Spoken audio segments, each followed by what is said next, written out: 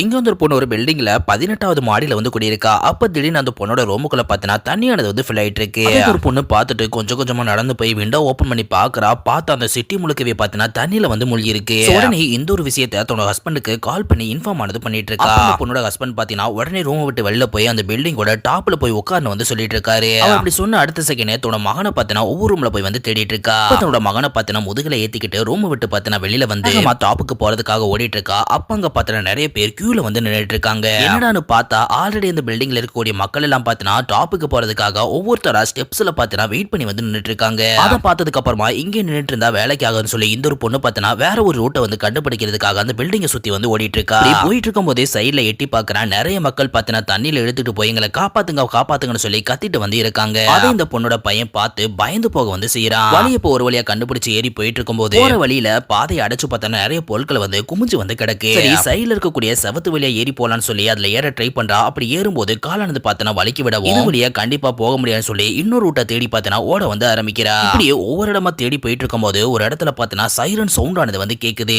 என்னடான்னு சொல்லி திரும்பி பாக்குறா. பார்த்த அவளுக்கு முன்னாடி கிட்டத்தட்ட 120 அடிக்கு மேல பார்த்தனா தண்ணியானது அப்படியே பாஞ்சு வந்து வந்துட்டு இருக்கு. இப்படியே கண்ணிமைக்கிற நேரத்துல பார்த்தனா அந்த ஒரு தண்ணிக்குள்ள அந்த போட்டு மாட்டிக்க வந்து செய்யறா.